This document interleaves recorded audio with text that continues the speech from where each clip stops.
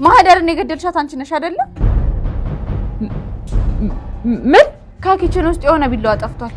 ምናልባትም በዛ ቢላዋ ማለት ስለምን ቢላዋ ለምታወሪው? እኔ የምወደውና ሁልጊዜ የምከትፍበት ቢላዋ ከኪችን ውስጥ ጠፍቷል።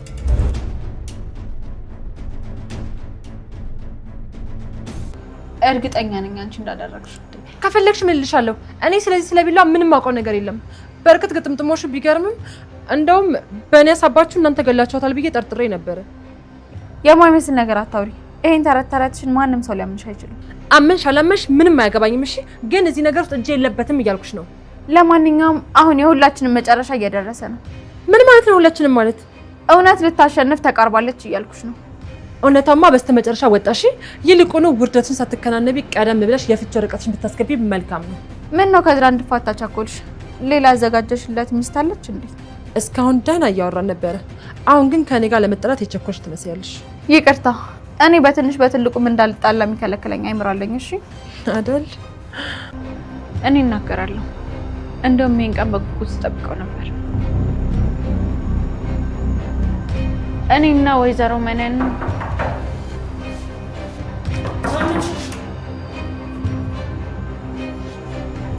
ኢንስፔክተር ደምቀባል መርማሪ ፖሊስ። ከእናንተ ውስጥ ምህረት የትኛዋ ነች? እኔ ነኝ። ምን ነው ችግር አለ እንዴ? ወይዘሪት ምህረት ማህደርን በመግደል ወንጀል ተጠርጥረሽ ከዚህኛዋ ደቂቃ ጀምሮ በቁጥጥር ስር ውለሻል። ምን? እኔ? ኧረ እኔ እንዴ እኮ ነኝ ሰው ገድዬ። በጣም አዝናለሁ ልጄ። በጣም ስላዛዝንሽ ይሄን ከማድረግ ውጪ ምንም አማራጭ አልነበረም። አባዬ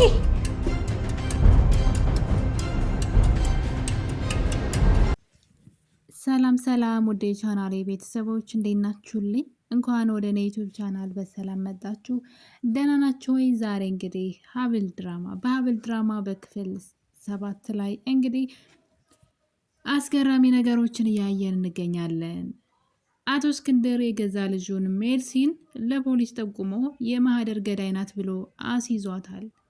አቶ እስክንድር እንግዲህ እንዳይኑ ብሌን የሚያያት አንዲት ሴት ልጁን በምን ምክንያት እንደሆነ ባይታወቅም የማህደር ሞት ላይ እጇ እንዳለበት እንግዲህ የገዛ አባቷ አሳልፎ እንደሰጣት እያየን እንገኛለን።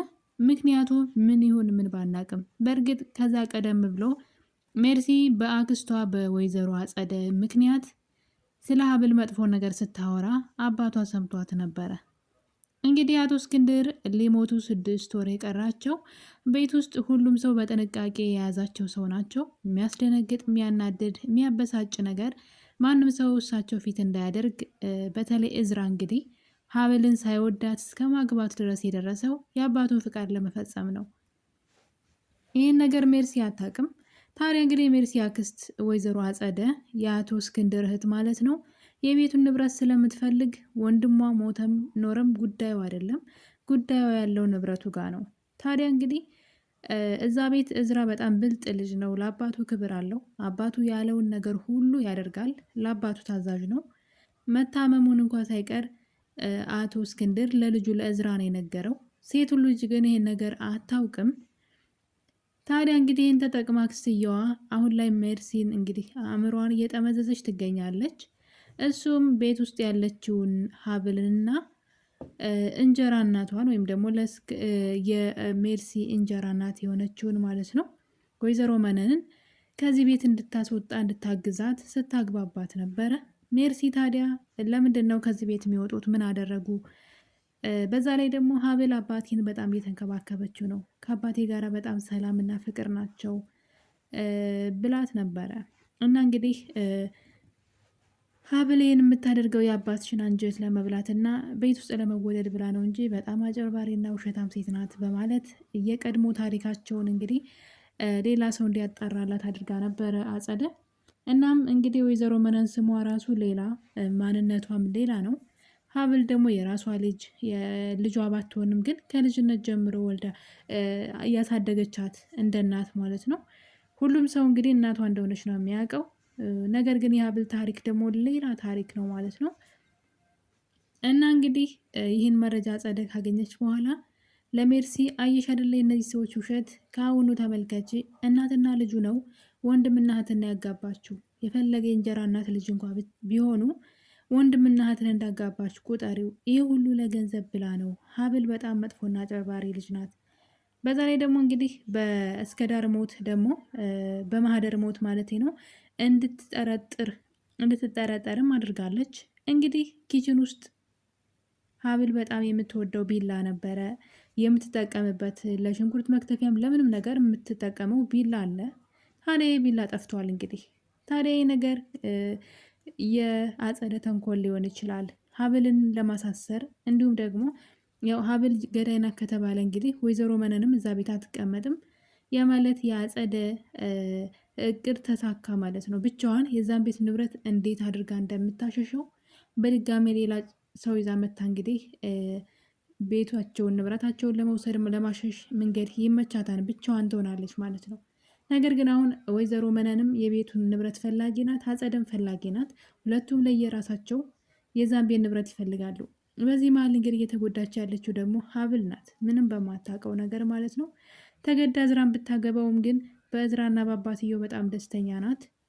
ነገር ግን ሜርሲ እንግዲህ በአክስትየዋ ተንኮል ምክንያት እየጠላቻት መታለች። እሱም እንግዲህ ማህደርንም የገደለቻት በእርግጠኝነት ሀብል ናት በማለት የልጅቷን አእምሮ እየመረዘችው ትገኛለች። ምክንያቱም ደግሞ ማህደር ከመሞቷ ከ3 ቀን በፊት የምትሰራበት ሆቴል ሄጄ አግኝቻት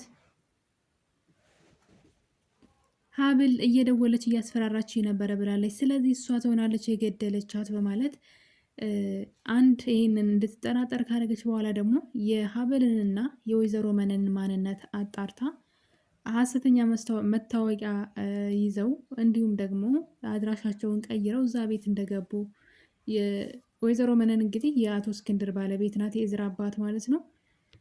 ሀብል ደግሞ እሷ ያሳደገቻት ልጅ ናት። አብዛኛው ሰው እንደው የሚያውቀው ጎረቤቶቻቸው ሁሉ ሀብል የእሷ ትክክለኛ ልጇ እንደሆነች ነው የሚያውቁት። ነገር ግን እንደዛ ባይሆንም ግን እነሱም ትክክል ናቸው። ከልጅነት እስከ እውቀቷ ከአራስ ቤት ጀምራ ያደገችው ወይዘሮ መነን ጋር ስለሆነ ነው ማለት ነው። እንግዲህ እነዚህ ነገሮች ተጠራቅመው ሜርሲ ለሀብል መጥፎ እይታ እንዲኖራት ሆናለች። በዛውም ደግሞ እንግዲህ ማህደርንም የገደለቻት እሷ ትሆናለች በማለት እንግዲህ በዛ ላይ የእነሱን ማንነት ካወቀች በኋላ ሜርሲ ለአባቷ ለመናገር እንግዲህ አባቷን አግኝታው ነበረ። እንዳትናደድ ስለዚች ሀብል ስለምትባልና እንጀራ እናት ተብዬዋ ወይዘሮ መነን የምነግርህ አስደንጋጭ ነገር አለ በማለት እንግዲህ ለአባቷ ልትናገር ስትሞክር እያየን ነበረ። ታዲያ አባትየው በጣም ይናደድና ይቺ አክስትሽ ናት ወይ እየመረዘችሽ ያለችው ከእሷ ራቂ ብሎ እንግዲህ ልጁን ሊነግራት ቢሞክርም እሷ ግን አክስቴ ትክክል ናት፣ እናንተ ስላልተረዳችኋት ነው እንጂ አክስቴ ሲበዛ መልካም ሴትና የዚህም ቤት የምትጠብቅ ሴት ናት፣ ክብር የምትጠብቅ ሴት ናት በማለት እንግዲህ ለአክስቷ ስትከራከር እያየን ነው። ነገር ግን አክስትየዋ ወይዘሮ አጸደ የአቶ እስክንድርን ህመም ታውቃለች። በጣም ታማሚ፣ ድንጋጤ፣ ብዙ ነገሮችን እንደማይችል እና መጥፎ ዜናዎችን መስማት እንደሌለበት በሕክምና እንደተነገረው ታውቃለች። እያወቀች ግን ለልጅቷ አልነገረቻትም፣ ወይም ደግሞ ለሜርሲ አልተናገረችም። ያ ማለት ሜርሲ የሆነ ነገር አባቷ ልትናገር ትችላለች፣ የሆነ ነገር ለአባቷ ልታሳይ ትችላለች፣ የሚያስደነግጥ ነገር፣ ብዙ ነገር ልታደርግ ትችላለች። ምክንያቱም ስለ አባቷ ህመም አታውቅም። እሷ ግን እየተጠቀመችባት ነው አክስትየዋ። አሁን ከኔ ጎን ቁሚ እና እነዚህን ሰዎች ከዚህ ቤት መንቅረን እናስወጣ በሚል እንግዲህ አንድ አጀንዳ ነድፋ እየተንቀሳቀሰች ነበረ አጸደ። ታዲያ እንግዲህ ይሄ በዚህ አላቆሙም። ሜርሲ ለወንድሟ ለእዝራ ስለ ሀብል ማንነትና ስለ እንጀራ እናትየዋ ስለ ወይዘሮ መነን ማለት ነው ማንነታቸው ሀሰተኛ መታወቂያ ይዘው ሀሰተኛ አድራሻ ይዘው እዚህ ቤት እንደሚኖሩና ማንነታቸው ግን ሌላ እንደሆነ ጭራሽ የወይዘሮ መነን ልጅ ራሷ ሀብል እንደሆነች እዚህ ቤት ደግሞ የንብረታችንን በአንተ በኩል እንግዲህ አንተን አግብታ በአንተ በኩል ንብረቱን ለማሸሽ ነው በማለት ለወንድሟ ይሄን ነገር ትነግረዋለች። እዝራ ሀብል ይሄን አታደርግም በፍጹም በጣም ቀና ልጅ እና ቅን ልብ ያላት ልጅ እንደሆነች ስለሚያውቅ ማለት ነው። እንግዲህ እየፈጠኑ ወደ ቤት መጥተው ነበረ። በሚያሳዝን ሁኔታ ግን እዝራ እንግዲህ በደረሰ ሰዓት ሀብልን ሁሉንም ነገር እንድታስረዳው እየጠየቃት ነበረ።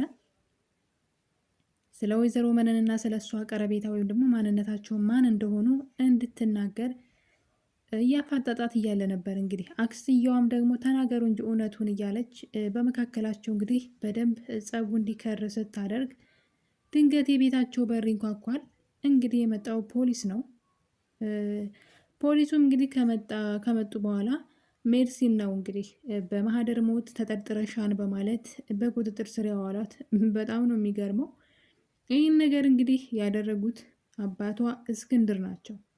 ምክንያታቸው ምን ይሁን ምን ባናቅም፣ ግን እንደምታዩት ልጄ በጣም ይቅርታ አድርጊልኝ፣ ይሄን ላደርግ ግን ግድ ነው በማለት እንግዲህ ልጃቸውን ለህግ አካላት አሳልፈው ሰጥተዋል። ያለምንም ማስረጃ ያለምንም ሁኔታ። በእርግጠኝነት ግን የማህደር ሞት ላይ ማለት ነው የአጸደ እጅ ሊኖርበት እንደሚችል 100% መናገር እችላለሁ። ምክንያቱም ሀብልን ለማጥመድ ነው ይሄ ነገር ሁሉ የተደረገው። ሀብልም ደግሞ ይሄን ነገር እንግዲህ ቀድማ በወይዘሮ መነን በኩል ሰምታለች። ወይዘሮ መነን አጸደ ስላንቺ እርግጠኛ ሆና ማህደርን የገደለቻት ሀብል ናት እያለች ነው። ስለዚህ ያለምንም መረጃ አታወራም፣ ተጠንቀቂ። ምናልባት አንቺ የምትከስፊበትን ቢላ ተጠቅማ ተገላስ ቢሆን ልጅቷ የተገደለችው በስለት ነው ብላ አስቀድማ ወይዘሮ መነን ለሀብል አስጠንቅቃት ስለነበረ ሀብልም እንግዲህ ያን ቢላ ፍለጋ ገብታለች። ቢላው የለም። ታዲያ እንግዲህ አጸደ ልታዋራት ወደ ሀብል ሂዳ ነበረ። መቼ ነው ይህን ቤት ለቃችሁ የምትወጡት? አሁን እኮ ጉዳችሁ ተጋለጠ በማለት ስትናገራት አንቺ ማህደርን በቢላ ወግተሽ እንደገደልሻት ነው አይደለ? አንቺ ነሽ ገዳይዋ እንደውም በማለት እንግዲህ ሀብል አጸደን የማህደር ገዳይ አንቺ ነሽ ብላ በግልጽ ተናግራታለች።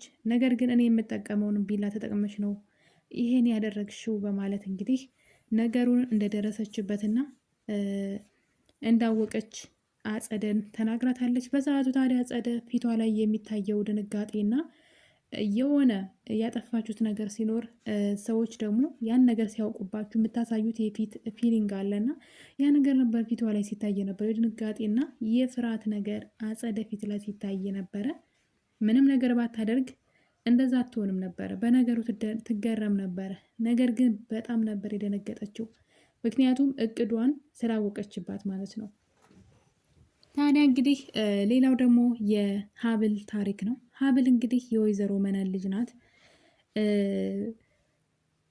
እሷ ስላመጣቻት መረጃውም ደግሞ እንግዲህ ሰልልልኝ የተባለው ሰው ትክክለኛ ልጇ እንደሆነች እሷ እንዳሳደገቻት ነው የሚናገረው። ነገር ግን ይሄ ነገር እንግዲህ ለሀብል ራሱ ጥያቄ ነበረ። እኔ ማነኝ የሚል ጥያቄ ሀብል አለባት። ወይዘሮ መነን እናቴ እንዳትላት ከልጅነት እስከ እውቀት ስታሰቃያት ነበር። እንግዲህ በዚህ እድሜዋ እንኳን በግድ ዝራ እንድታገባ አድርጋታለች ለሀብት ብላ። ያ ማለት ልጅ እያለች እንዴት ታሰቃያት እንደነበረ እንግዲህ በትውስታ መለስ ብላ አስቃኝታናለች ማለት ነው። ወይዘሮ መነን ሀብልን ታሰቃያትና ደስተኛ እንዳትሆን ስታደርጋት እንደነበረ በልጅነቷ በስራ ስትጎዳት እንደነበረ፣ በዛ ላይ ደግሞ ስታድጊ አንቺ በጣም ቆንጆ ስለሆንሽ ስታድጊ የሀብት ምንጭ ትሆኝኛለሽ፣ ለባለ ሀብት ሰጥሽና ገንዘብ ማግኛ መንገድ ትሆኝኛለሽ እያለች ትላት እንደነበረም እንግዲህ ሀብል በትውስታዋ ውስጥ አሳይታናለች።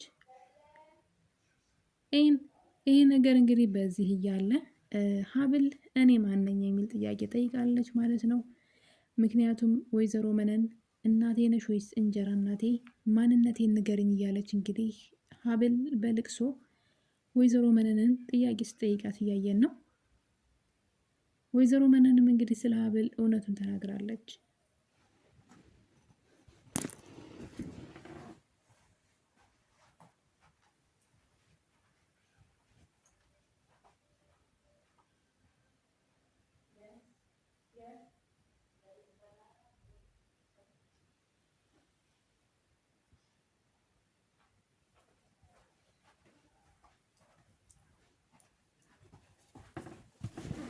በመጨረሻም እንግዲህ ወይዘሮ መነን ሀብልን አንቺን ያገኘውሽ አንድ ቀን ለሕክምና ሆስፒታል ሲሄድ ነበረ። እናትሽ ሆስፒታል ውስጥ ከወለደች በኋላ ትታሽ ሄዳ ያገኘውሽ እና እንግዲህ ያኔ አምጥቼ እኔ አሳደግኩሽ። ለክፋት አልነበረም፣ ስለወደድኩሽ እና በዛ ላይ ልጅ እያለች በጣም ታምሬና ደስቲ ነበረ። ስለዚህ ወሰድኩሽ እያለች ማንነቷን ነግራታለች። ሀብል አሁን ላይ የወይዘሮ መነን ትክክለኛ ልጅ አለመሆኗን በወይዘሮ መነን አንደበት ሰምታለች ማለት ነው። ታዲያ እንግዲህ ይሄ ነገር ከእዝራ ቁጣ ሊያድናት ይችላል። እንዲሁም ደግሞ ከአቶ እስክንድር ቁጣም እንደዛው ማለት ነው። ምክንያቱም እናትና ልጅ መሆናቸው ቢታወቅ በጣም እንግዲህ ለሁለቱ ከባድ ነበረ። ነገር ግን ሁለቱ ምንም አይነት የስጋ ዝምድና የላቸውም። ወይዘሮ መነን ሀብልን ብታሳድጋትም ማለት ነው። እንግዲህ በቀጣይ ይሄ ነገር ወደ ሀብል እንደማይዞር እርግጠኛ መሆን አንችልም። አቶ እስክንድር ለምን የገዛ ልጁን አሳልፎ ለህግ እንደሰጠ ባናውቅም፣ ነገር ግን ነገሩ በዚህ የሚቋጭ አይመስለኝም። ሀብልንም ተጠርጣሪ ያደርጋታል። ምክንያቱም ደግሞ ልጅቷ የተገደለችበት ቢላ ምናልባት ከሀብል ጋር የተያያዘ ነገር ሊኖረው ይችላል ብዬ አስባለሁ። ውድ ቤተሰቦች የሀብል የዛሬ ትረካችን ይመስል ነበር። በቀጣይ እስከምንገናኝ ቸር ቆዩልኝ።